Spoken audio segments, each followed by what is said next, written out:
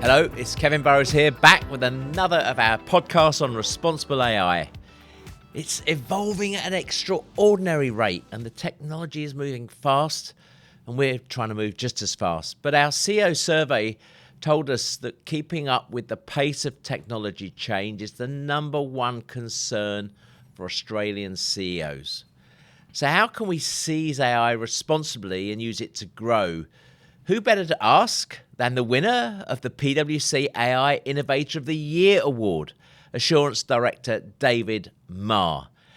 David, great to have you with us today in the podcast. Really appreciate.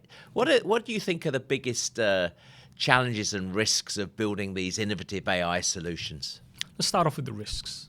And I think probably the first risk when it comes to AI for everyone is actually the risk of not doing it. So it's a journey. It's new. It may be a bit scary, but it is moving. And my biggest ask and my biggest motivation for everyone is to get started. As they say, the journey of 1,000 miles starts with a single step. But when it comes in the world of AI, it's 1,000 miles this year, but it may be 2,000 miles next year. So as soon as you start, the better.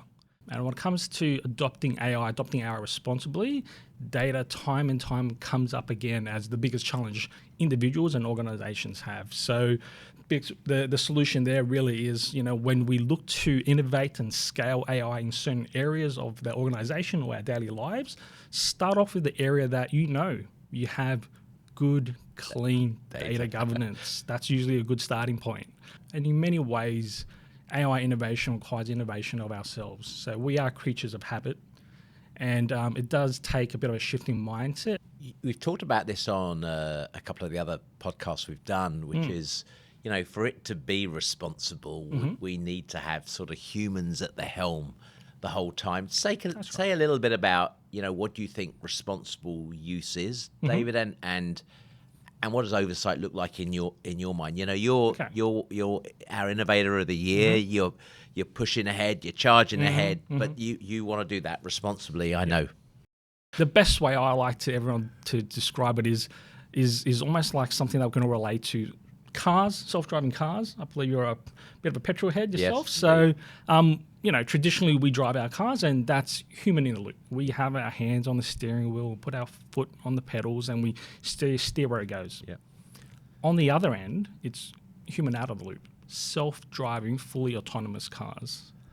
What good responsible AI looks like is about striking that good balance in the middle. So human at the helm. What does that look like? In many ways, a lot of the modern car technology has that already, which is it's autonomous, it's self-driving, but it checks and it makes sure you are there at the driver's seat, your hand is on the steering wheel, and you're paying attention. And if you're not, it flags and it turns off autonomous and tells you to start putting your hand and start taking over. The bong, bong, bong that goes on in all these cars today. Innovation is right at the heart of this. What advice would you give to individuals, businesses, big and small, around how to go around that innovation without compromising too much around the AI sort of responsibility angle?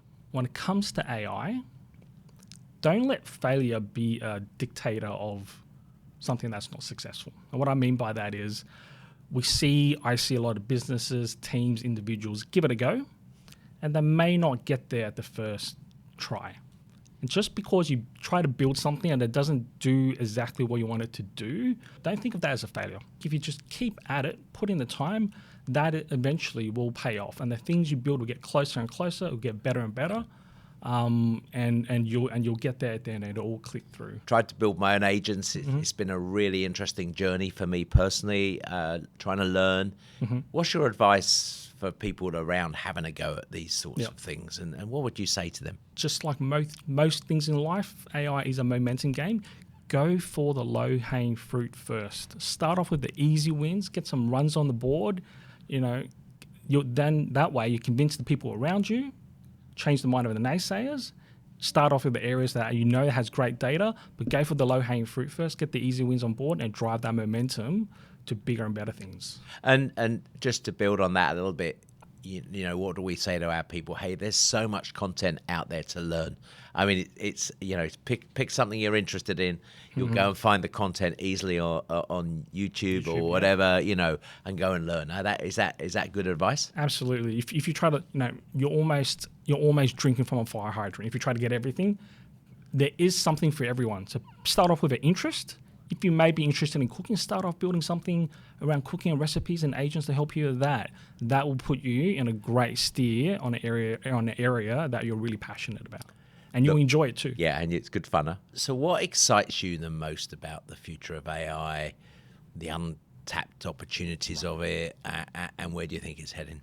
It's a very, very deep question. And I think we've all seen lots of even very, very smart people try to make predictions on technology in the future and for it to come short or look completely different.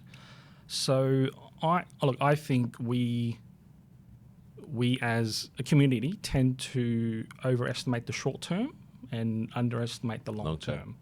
Now, I won't give a exact prediction on where I think this is going to look like and all the different features in the future, but I'll say this, that if we look back at really pioneering breakthrough technologies in the past, the technologies sort of are born into a legacy world.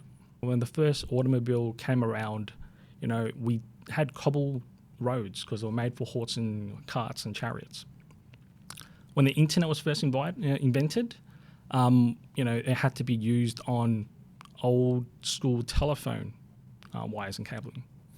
And it's not until further on down the track that the rest of society and all the infrastructure we have around us has caught up that we're really able to see the power of this technology. So while AI today, we're all thinking about how can we use it to help us write our emails and do our Word documents and do our PowerPoints and Excel, I think in the future, very similar to when we replace telephone cables with optic fiber cables and replace cobbled roads with new roads and put EV charging stations around the country, all these things are going to change while the technology is moving ahead. Everything around it into our day-to-day lives will also change and evolve and be in really an AI world of the future. So David, brilliant hearing from you, PwC Innovator of the Year. Congratulations on all you're doing with this innovation. My pleasure. It's fantastic to have you with us today. Thank you. I hope you've enjoyed that episode on AI and innovation and all the episodes we've recorded so far. Thanks very much indeed. Bye-bye.